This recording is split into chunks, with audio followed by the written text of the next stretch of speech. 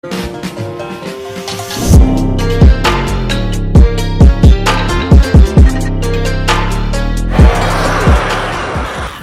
guys, it's 7 into 7, and here we're going to be talking about the Assassin in World War Z PvP. So on my final verdict, I decided to go with more range on my stun gun, because I don't expect it to use it too much. The Vector, I call it the Vector because of COD, and the more equipment charge on enemy player kill. And then I think the other one's like energy regeneration. So I went with that because at the end of the day, I'm trying to get my stun gun up as much as possible, but I know I won't have it too often. So at most, I don't want to have to be in a situation where I'm like, alright, I don't want to have to get too close to you to get to start the stun. So that's why I chose range. I didn't choose the extra damage because at the end of the day, I mean, sure it can kill, but usually I'm not about to go run up and melee you anyway. And to come off of that idea, melee in this game is kind of wonky. You're not always going to get it. So what I ended up doing was focusing on using melee in a niche situation and try to shoot at all times. So the Assassin's really going to play a lot like the Shadow.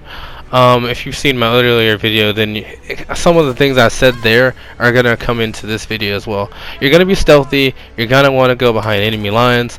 You can be very aggressive. You can act as a warfighter would, but for the most part, you're really just going to be trying to sneak behind and get kills. Like I said, I wouldn't be trying to melee. It's just very, very wonky, and it's not like it's an insta-kill when you hit him in the back or anything. It still is like a couple of swipes, and that's arguably like 3 to 4. So let's talk about our loadout. So the Vector, you got the Geist, you have the auto shotgun, heavy shotgun, and you have the stun gun as your like utility.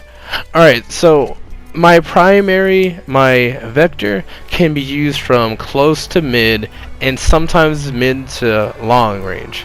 I do that normally. That's just something that I've seen that works, and the gun's pretty accurate as it is. There's not much recoil to worry about. It just happens to work, you know. The Geist is meant for a really long range. Whenever I'm using the Geist, it's for a really, really long range. I don't averagely try to pull it out unless, like, you know, either A, I have to reload, or B, something's like really far away and I can't really be as precise as I want to be with my Vector. The heavy shotgun, I use that for pinch situations. Now sometimes I'll run out around with it, you know, just being ballsy, whatever, but with the heavy shotgun, it's not bad at all. Arguably, that is the only heavy weapon that's in this game right now that I'm like, alright, I wouldn't use this to actively try to go kill somebody. What I would do, if I'm about to die, I got like low health, right? I'm going to pull out the heavy shotgun to take out however many people are running up on me, or however many zombies are there, because at the end of the day, I know for a fact that thing's going to kill them before they even have a chance to try to kill me. And the stun gun. Stun gun is one of those situations where it's like, is someone else nearby when you're fighting somebody? And so if they are, shoot the stun gun, try to get the stun while you're focusing on the other guy, the guy that you shot with the stun guns. Either A, he might be looking at you, but if he's not, he's trying to turn to your way, and during that time you have enough time to kill the guy that you didn't stun. So that's usually how my game plan goes when I'm using that loadout.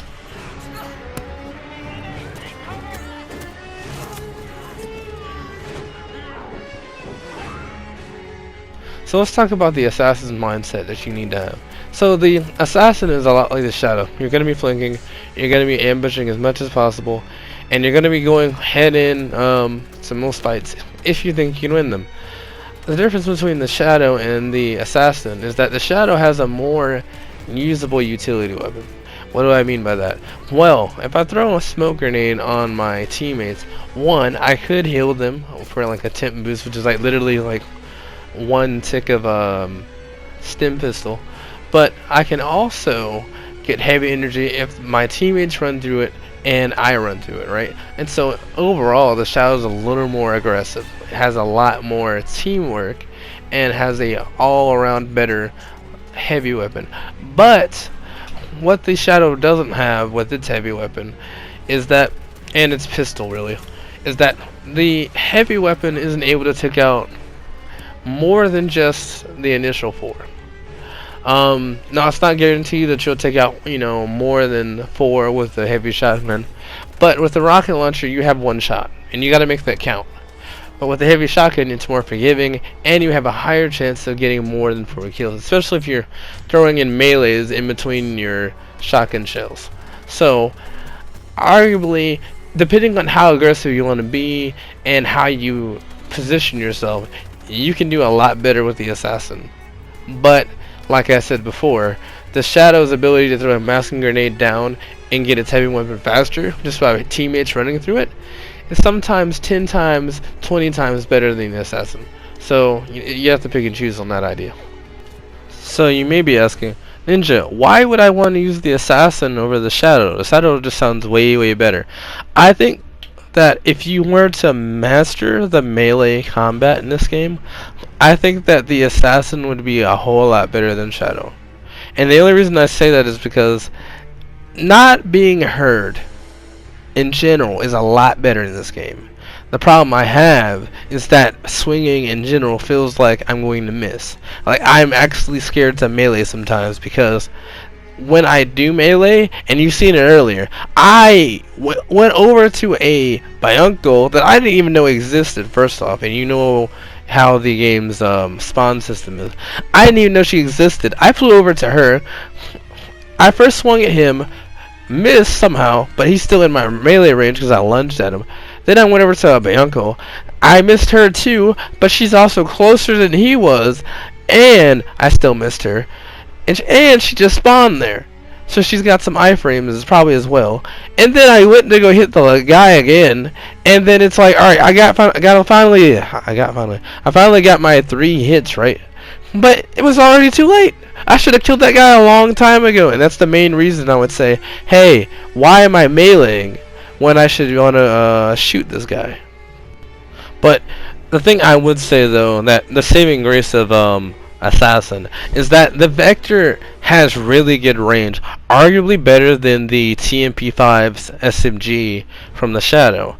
And the Geist pistol works at really long range.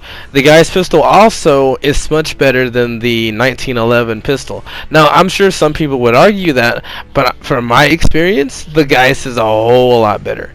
Even like, alright, so the M1911 probably got like better like precision damage, but if you consider that hitting the head's not always going to happen, and my experience with the sniper rifle on Phantom tells me that you need to be pixel perfect, the Geist is a whole lot better. So if you want it, first off, let's just start off with the primary and secondary. Those are really good. The stun gun is not as good as the smoke bomb, so forget about that. But if you did like the stun gun, the idea that you can take on 2 different people, then the stun gun's really good. And also it can kill, and it also has a lot of damage and its kill potential. And then the heavy weapon, like I said, this is the one heavy weapon. Now yes, you could use the LMG, but you couldn't use the payload. You couldn't use the MGL, the grenade launcher. You couldn't use the rocket launcher in a close range fight. Yeah, you could use the rocket launcher in a close range fight, but you're probably gonna have to kill yourself, and so you missed your potential to kill more than one person. But those 4 things are really good in the right hands. Forget about the melee. You pretty much just have a perk that you use in niche situation that gives you like extra damage on your melee. But forget about that one perk. The whole loadout in itself is really good. So if you're looking for a class that's just outright solid for any like neutral, close to mid-range and sometimes long-range play, the Assassin is really good for that. If you want to see more videos from me, here's the subscribe button and the live notification button. Also, leave a like and a comment. I'd really love to know what you guys thought of this guide. And if you want to interject, put your own ideas out there. Maybe I missed something, or maybe you have other ideas on how to use the class that I never thought of. Just leave a comment and let me know. I'd love to talk to you about it. Anyway, see ya.